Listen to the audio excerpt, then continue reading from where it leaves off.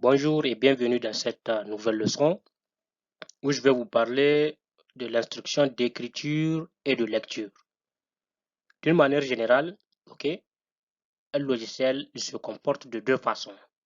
Soit il vous affiche des messages, ces messages peuvent être soit un manuel de prise en main, un avertissement ou un résultat, soit il vous demande de lui soumettre des informations qu'il va essayer de traiter lui-même, Ça peut être de saisir une donnée, ou faire une action, choisir une action.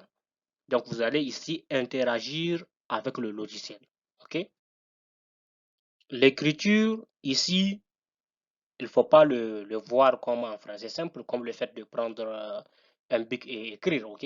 Non, non, ici, l'écriture, c'est l'affichage d'un message par l'algorithme. L'écriture permet d'afficher un message à l'utilisateur. Et pour le faire, on utilise le mot écrire avec une parenthèse dans laquelle nous allons mettre le contenu, ce qu'on veut qu'il affiche. Prenons notre algorithme, notre exemple. Donc, vous voyez, j'ai déclaré deux variables ici, nombre 1 et nombre 2. Donc, je les ai dit que ce sont des types. Ils ont un type entier. Au début du programme, j'assigne, j'affecte ou j'assigne la valeur 3 à notre première variable, à notre premier nombre. Donc ici, vous pouvez dire, la lecture c'est, vous pouvez dire nombre 1 prend la valeur 3. Vous pouvez dire aussi, j'affecte 3 à la variable nombre 1. Vous pouvez également dire, j'affecte 3 à la variable, j'assigne 3 à la variable nombre 1. Ou j'initialise la variable nombre 1 à 3. Tout ça là, c'est des lectures que vous pouvez faire sur ça.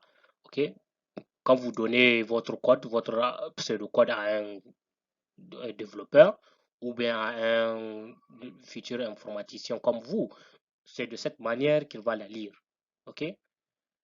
Et ici, en dernière position, écrire, donc on a dit nombre 1 plus nombre 2. C'est ça, on lui a dit affiche. Donc en français simple, c'est comme si on dit affiche la somme de nombre 1 et nombre 2.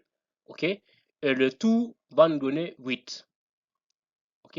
C'est comme si on dit affiche 8. Ici, la somme de nombre 1 et nombre 2, ça équivaut à 8. C'est comme si on dit affiche 8. Donc, on veut maintenant que l'algorithme nous affiche, au lieu de 8 tout court, qu'il nous affiche un texte nous dit le résultat est maintenant 8. Donc, rien de si compliqué. Regardez comment. C'est la dernière ligne, C'est la dernière ligne ici qui nous concerne. Donc, tout ce qu'on va faire ici, c'est d'ajouter, le texte, le résultat est, bon, je vais effacer pour éviter, pour que vous puissiez voir clairement. Donc, regardez bien, il y a un apostrophe ici, c'est deux apostrophes, Donc, entre elles, et maintenant, j'ai écrit mon texte. Donc, votre texte doit être cadré, entre deux apostrophes. Et après, vous faites une virgule pour maintenant mettre votre expression, Donc, c'est comme ça, on écrit du texte, en algorithme. Si vous voulez que votre algorithme vous affiche du texte, quand vous écrivez le mot écrire entre la parenthèse, vous devriez mettre deux apostrophes et maintenant dans les apostrophes, vous allez mettre votre texte. S'il y a une expression que vous aimeriez afficher, vous faites une virgule et maintenant vous mettez votre expression. Donc c'est ça qui va nous donner en sortie le résultat 1, 8. Mais regardez ici, notre expression ici n'est pas mémorisée dans la mémoire de l'ordinateur. Ce qui veut dire qu'on va la perdre à la fin du programme. Donc, on ne peut plus, par exemple, nombre 1 plus nombre 2 n'est pas une variable, ce n'est pas contenu dans une boîte, on ne peut pas effectuer d'autres opérations là-dessus. Donc, on perd cette information. Donc, pour pallier à ça, donc, on doit mémoriser cette information. Et si le programme informatique, lui, il fait que ce que lui dit, le développeur qui l'a conçu, ou l'informaticien qui a rédigé l'algorithme. Donc, il n'a pas de libre arbitre. Donc, il ne peut pas décider, par exemple, de mémoriser